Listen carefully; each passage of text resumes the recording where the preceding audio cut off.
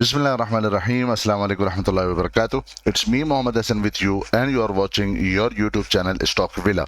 आज की इस वीडियो में हम डिस्कस करेंगे केसी 100 इंडेक्स और ओवरऑल मार्केट के लेवल्स के हवाले से और देखेंगे कि कौन कौन से वो की लेवल्स हैं जिन्हें हमें फोकस करना है नेक्स्ट वीक के ट्रेडिंग सेशंस के लिए।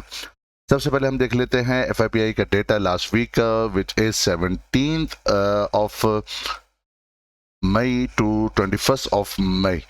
इसमें हम देखते हैं कि बेसिकली इसके अंदर फॉरेन कॉर्पोरेट ने सबसे ज़्यादा सेलिंग की है ऑलमोस्ट 43 मिलियन की, और अगर हम नज़र डालें बैंक्स ने सेलिंग की है 3.29 मिलियन यूएसडी की। इसी तरह इंश्योरेंस कंपनीज की तरफ से सेलिंग है 3.37 मिलियन यूएसडी की। म्यूचुअल फंड की तरफ से छोटी सी सेलिंग है 0.76 मिलियन की, और ओवरसीज पाकिस्तानीज ने सेलिंग की है लास्ट वीक के अंदर 5.53 मिलियन यूएसडी की। बाइंग साइड पर अगर आप नजर डालें तो इंडिविजुअल्स की तरफ से सबसे ज्यादा बाइंग की गई है 37.18 मिलियन यूएसडी की।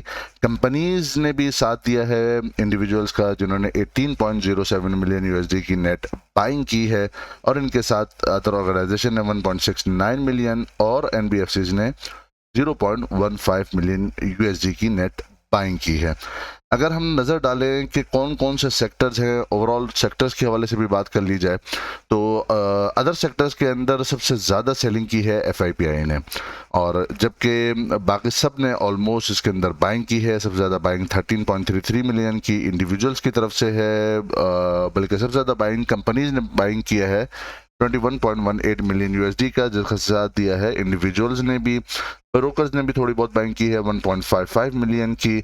इंश्योरेंस की तरफ से बाइंग है, म्यूचुअल फंड की तरफ से बाइंग है, एनबीएफसीज की तरफ से बाइंग है, अदर ऑर्गेनाइजेशन ने बाई किया है। तो ऑल अदर सेक्टर के अंदर सिर्फ एक एफआईपीआई ने सबसे ज्यादा तगड़ी सेलिंग की है, बाकी तमाम ने इसे बाय किया है। सीमेंट सेक्टर की बात की जाए तो सीमेंट सेक्टर में सबसे ज्यादा सेलिंग की गई है इंश्योरेंस कंपनीज की तरफ से। ये पहले बहुत बड़ी बाइंग कर चुके हैं ऑलरेडी, इन्होंने प्रॉफिट बुकिंग की है 2.36 मिलियन यूएसडी की, और इनका साथ दिया है कंपनीज ने सेलिंग की है 1.44 मिलियन यूएसडी की। बाकी ऑलमोस्ट सबने ही सेलिंग की है, सिवाय जो बड़ा बायर है वो है एफआईपीआई, जिन्होंने 5.31 मिलियन की नेट बाइंग की है। कमर्शियल बैंक की बात की जाए तो कमर्शियल बैंक के अंदर सबसे ज़्यादा बाइंग इंडिविजुअल्स की तरफ से है, बाकी थोड़ी थोड़ी सबकी तरफ से सेलिंग है। ज़्यादा सेलिंग म्यूचुअल फंड की तरफ से है 1.47 मिलियन यूएसडी की। इसके बाद अगर हम बात करें फर्टिलाइजर सेक्टर की तो फर्टिलाइजर सेक्टर के अंदर दो बड़े प्लेयर हैं जिन्होंने सेलिंग की है। म्यूचुअल फंड जिन्होंने 2.42 मिलियन यूएसडी की नेट सेलिंग की है, बैंक्स ने 2.61 मिलियन यूएसडी की नेट सेलिंग की है, बाकी सबने इसे बाय किया है। फूड एंड पर्सनल केयर के अंदर नजर डालें तो सबसे बड़ी बाइंग हमारे इंडिविजुअल्स की है 5.14 मिलियन यूएसडी की, जिसका साथ दिया है ब्रोकर्स ने, जिन्होंने 1.08 मिलियन की नेट बाइंग की थी। बाकी इन दोनों के अलावा ऑलमोस्ट सबकी तरफ से सेलिंग है। इंश्योरेंस की थोड़ा सा इनफ्लोज हैं 0.24 मिलियन के, और ज़्यादा जो सेलिंग की गई है वो म्यूचुअल फंड, बैंक्स एंड एफआईपीआई की तरफ से की गई है। Oil and gas exploration companies पर नजर डालें, सबसे ज्यादा बड़ी सेलिंग जो की है वो एफआईपीआई ने की है, फॉरेनर्स ने की है, जबकि बाइंग साइड को अगर देखा जाए तो वो इंडिविजुअल्स की तरफ से 6.42 मिलियन की नेट बाइंग की गई है। इसी तरह ऑयल एंड गैस मार्केटिंग के हवाले से देखा जाए तो जो सबसे बड़ा बायर रहा है इस सेक्टर के अंदर वो म्यूचुअल फंड रहा है, जिन्होंने 2.17 मिलियन यूएसडी की नेट बाइंग की है। अगर इसके बाद हम नज़र डालते हैं पावर जनरेशन एंड डिस्ट्रीब्यूशन की तरफ तो इस एरिया के अंदर इंडिविजुअल्स की तरफ से तगड़ी बाइंग है 1.82 मिलियन की। बाकी ऑलमोस्ट म्यूचुअल फंड ने भी छोटी सी बाइंग की है। बाकी जो ज़्यादातर जो प्लेयर्स है उनकी तरफ से इसके अंदर छोटी छोटी नेट सेलिंग की गई है। ज़्यादा सेलिंग एफआईपीआई की तरफ से की गई है। टेक्नोलॉजी सबसे पसंदीदा जो हम लोगों का सेक्टर है, उसके ऊपर अगर हम नज़र डालें तो यहाँ पर हमें दिखता है कि सिर्फ इंडिविजुअल्स ही ज़्यादा बाइंग साइड के ऊपर हैं 5.45 मिलियन यूएसडी के, जबकि बड़े प्लेयर्स जिनमें सबसे ज़्यादा जो पार्टिसिपेंट करते हैं ब्रोकर्स करते हैं, उनकी तरफ से इसे ऑफलोड किया गया है 2.70 मिलियन यूएसडी का, जिसका साथ दिया है हमारे म्यूचुअल फंड ने 2.45 का। इनकी भी नेट सेलिंग है। इसके बाद टेक्सटाइल के ऊपर नज़र डालें। टेक्सटाइल कंपोजिट के ऊपर मिला जुला रुझान है, एफआईपीआई की तरफ से सेलिंग है, ब्रोकर्स ने इसे बाय किया है, कंपनीज ने इसे बाय किया है, इंडिविजुअल ने सेल किया है, इंश्योरेंस कंपनी ने थोड़ी सी प्रॉफिट बुकिंग की है, तो इसके अंदर मिला जुला रुझान है। हम फौरन चलते हैं अपने चार्ट की तरफ और देखते हैं चार्ट क्या कह रहे हैं।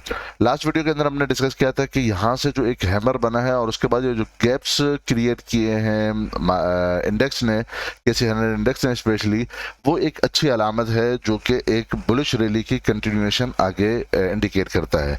इसके बाद हमने देखा जो यहाँ पर मार्केट का जो पहला टॉप लगा था वो 46,000 के अराउंड में यहाँ पर टेस्ट किया है 18 मई को मार्केट ने। उसके बाद 2 दिन हमने सेलिंग देखी, लेकिन जो अगर हम सेलिंग देखें तो यहाँ पर काफ़ी अच्छे वॉल्यूम जनरेट हुए सेलिंग साइड पे, यानी लोगों ने इस जो डाउन साइड जो डिप भी आई है उसे बाय किया है।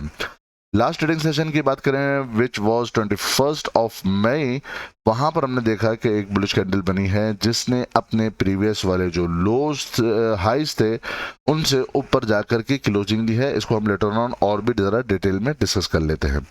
अभी हम करंटली देखें तो जो बेसिकली मार्केट ने अपना जो एक ये टॉप बनाया था जिसे मल्टीपल टाइम टेस्ट किया है जो कि 46,000 के अराउंड में था, यहाँ पर भी इसे टेस्ट किया था और उसके बाद रिजेक्शन आई थी, यहाँ पर भी इसे टेस्ट किया, लेकिन यहाँ पर कोई बड़ी तगड़ी रिजेक्शन नहीं आई है बल्कि शॉर्ट टर्म प्रॉफिट बुकिंग देखी गई है। इसकी अलामत यह भी है कि जो लास्ट ट्रेडिंग सेशन था वहां पर मार्केट ने पॉजिटिव नोट पे इसको क्लोजिंग की है। अगर यहां से रिजेक्शन बहुत तगड़ी होती तो हमें डेफिनेटली वापस से हम एक अपने नीचे सपोर्ट की तरफ आते।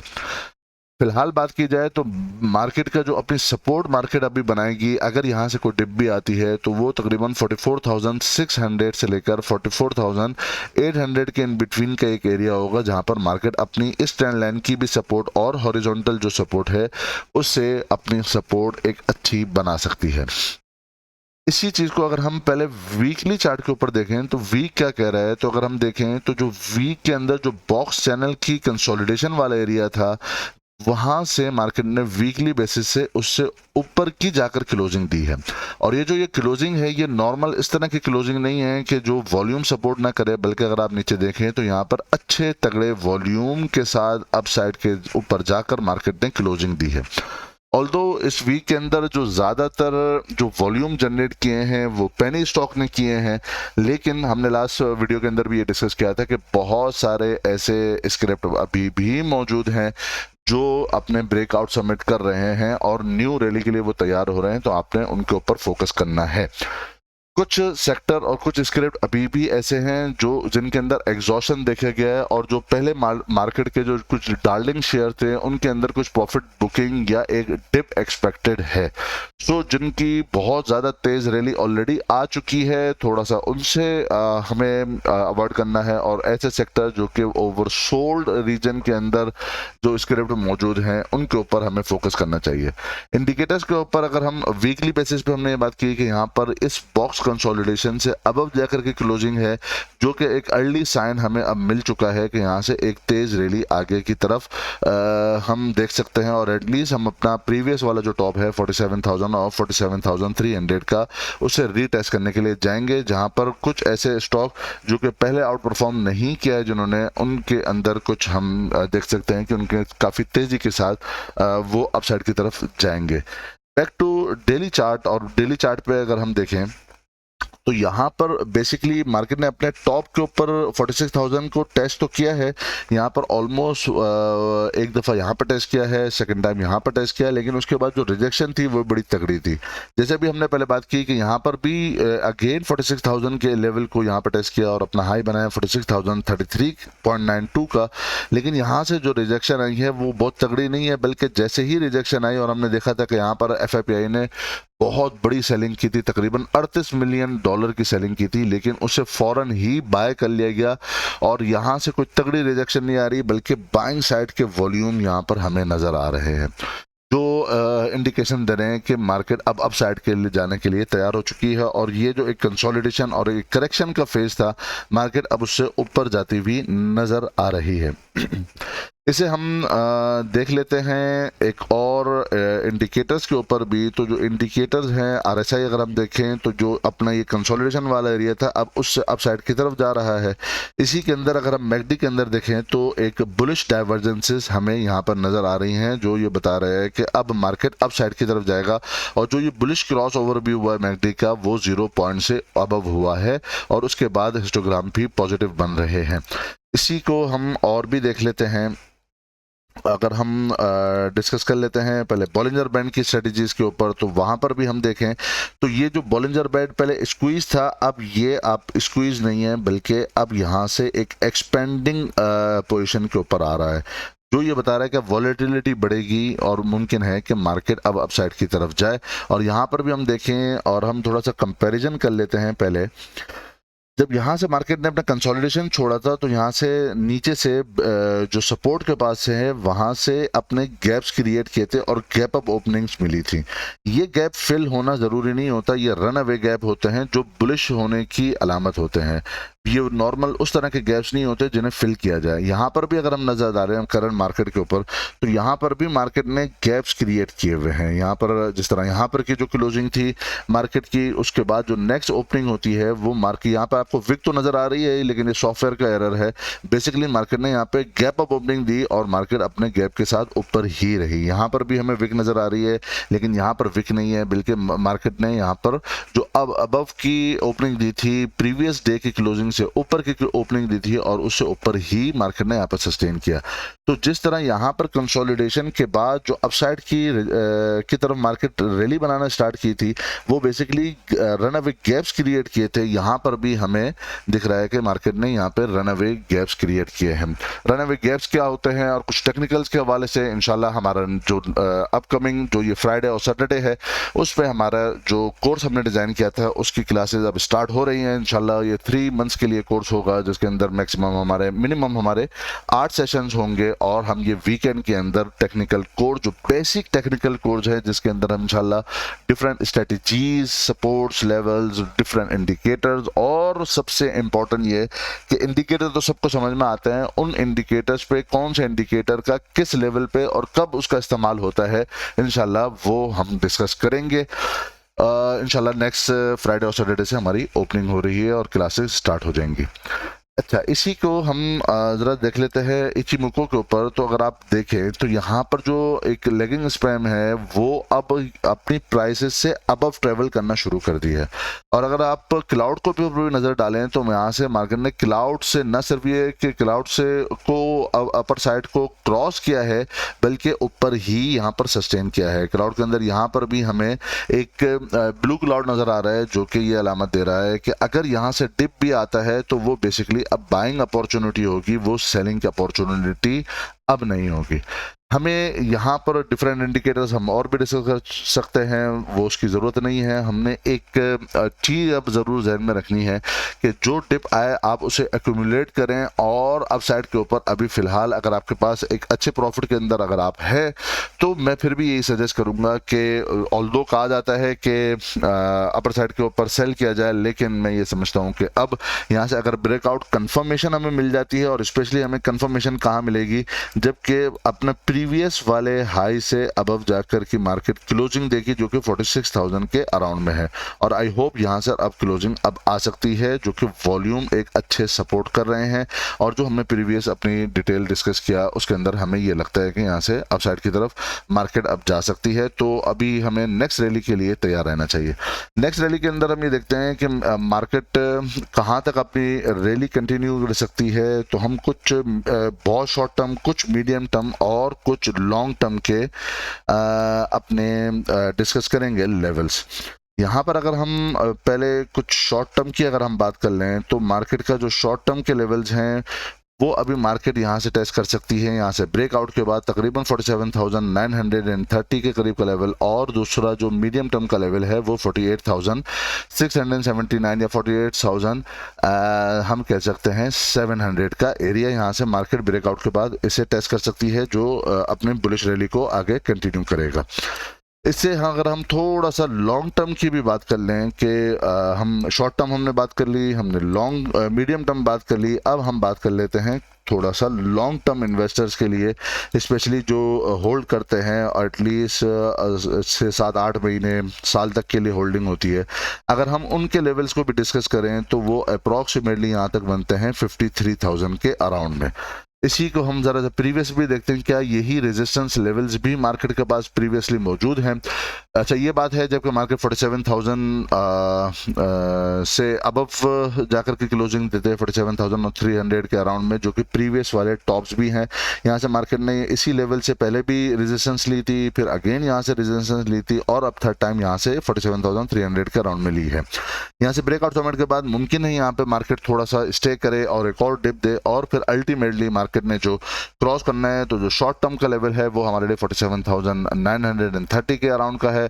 कुछ मीडियम टर्म की बात करें वो 48,700 के अराउंड में है, और अगर हम थोड़ा लॉन्ग टर्म पर्सपेक्टिव से देखें तो वो 53,000 का एरिया है, जो कि मार्केट पहले भी 2017 में अपना यही लेवल को अपना हाई बना चुकी है। वीकली बेसिस के बाद हम थोड़ा सा डिस्कस कर लेते हैं डिफरेंट और भी जो इंडेक्सेस हैं उसके हवाले से भी। अगर हम देखते हैं, ये हमने बात की है KC 100 इंडेक्स की, अभी हम देख लेते हैं KC ऑल शेयर को। तो KC ऑल शेयर के अंदर अगर आप देखें तो जो एक बुलिश रैली की कंटिन्यूएशन KC 100 इंडेक्स के अंदर जिस तरह ज़बरदस्त है, KC ऑल शेयर के ऊपर अगर नज़र डालें तो यहाँ पर इसने अपना डबल बॉटम टेस्ट किया। अगर आप यहाँ पे देखें, यहाँ पर 29,700 के अराउंड में बॉटम था।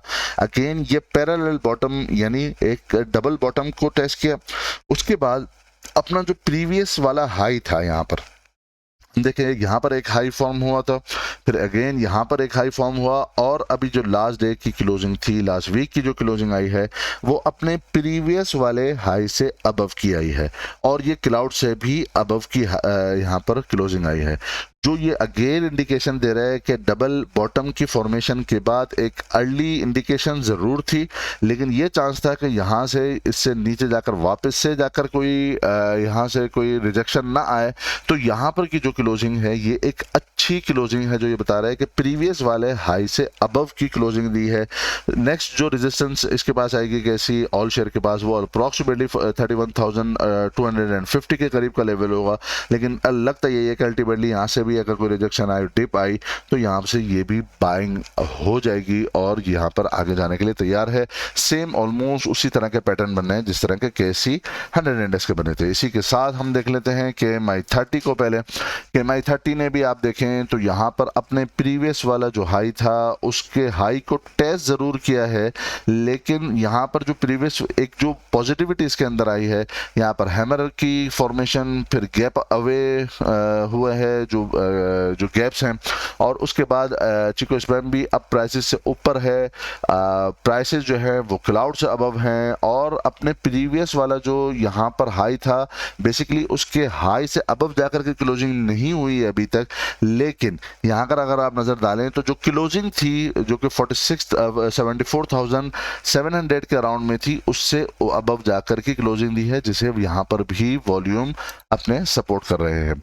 इसी तरह KMI अगर हम ऑल शेयर की बात करें उसे भी देख लेते हैं कि KMI ऑल शेयर क्या कह रहा है। तो सेम यहाँ पर हम देखें कि KMI 30 के अंदर तो प्रीवियस वाले हाई से अबव की क्लोजिंग नहीं थी, लेकिन यहाँ पर हमने दिख रहा है कि प्रीवियस वाले हाई से अबव की क्लोजिंग है, और यहाँ पर जो KMI ऑल शेयर का इंडेक्स है, यहाँ पर अगर आप नज़र डालें तो यहाँ पर ट्रिपल बॉटम की फॉर्मेशन हुई है, और ट्रिपल बॉटम की फॉर्मेशन के साथ रन अवे गैप्स का क्रिएट होना, क्लाउड से अबव जाकर की इसकी क्लोजिंग होना, चिको स्पैम का अबव की तरफ जाकर प्राइसेस को छोड़ देना, और प्रीवियस वाले हाई से अबव की क्लोजिंग होना, ये तमाम चीज़ें इंडिकेट कर रही हैं कि यहाँ से अब मार्केट मुमकिन है कि जो भी गैप आए वो मार्केट अब वो गैप अगर सेलिंग आती है, कोई प्रॉफिट बुकिंग भी होती है, तो डिप्स के अंदर वही चीज़ बाय हो जाएगी, और स्पेशली जहाँ पर वो अपने प्रीवियस वाले हाईस के पास जाकर वापस अगर वहाँ पर मुड़ती है तो वहाँ पर भी सपोर्ट ली जा सकती है और मार्केट सपोर्ट ले सकती है। सो ये तो बात हो गई पूरी ओवरऑल मार्केट और उनके लेवल्स के हवाले से।